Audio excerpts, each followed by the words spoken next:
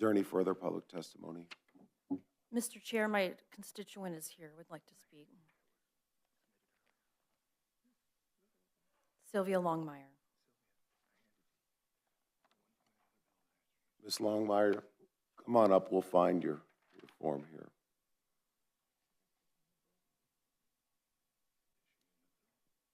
Ms. Longmire, you're recognized when you're ready.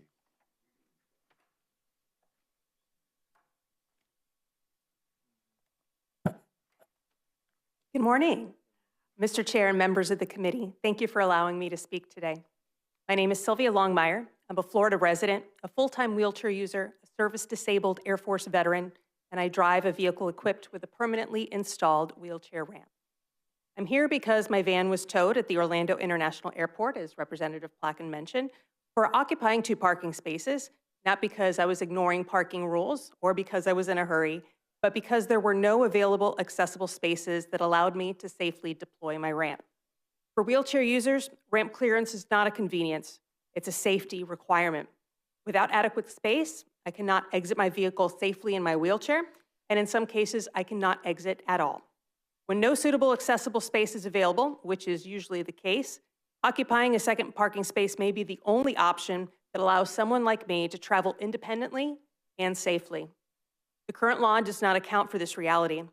It treats necessary safety decisions as violations, even when a person with a disability is doing everything they can to comply. This amendment is narrow, reasonable, and grounded in real-world experience.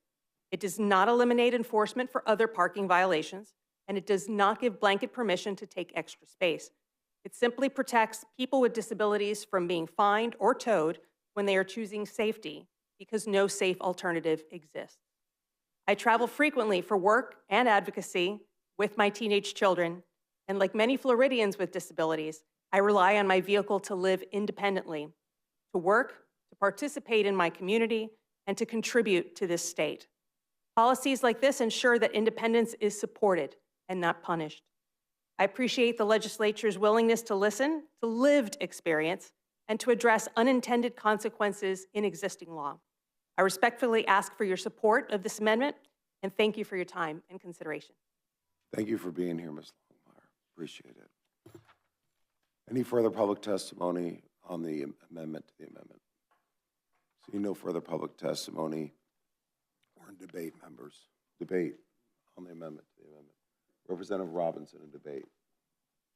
Thank you, Chair, and thank you, Representative. And I will support this amendment. However, I really would hope, and I would love to work with you on it, if we can actually look into doing what the statute requires and for us to really try to increase the parking spaces for our disabled, mainly because right now this is not fixing the problem, it's just putting a Band-Aid on it. And we as legislators should try to solve problems and not just kind of. So, thank you. Members, any further debate? Any further debate?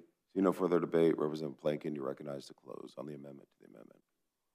Just thank you all for being here today and listening to this and your consideration. It's a rare opportunity that a constituent reaches out to you and you are able to change the law, especially after the deadlines. So it is a real blessing that Rep. McFarland is accepting this amendment as friendly, and I just ask for your favorable consideration. Thank you. Members, is there any objection to the adoption of the amendment to the amendment? Any objections? See no objection. Let's show the amendment to the amendment adopted. Thank you.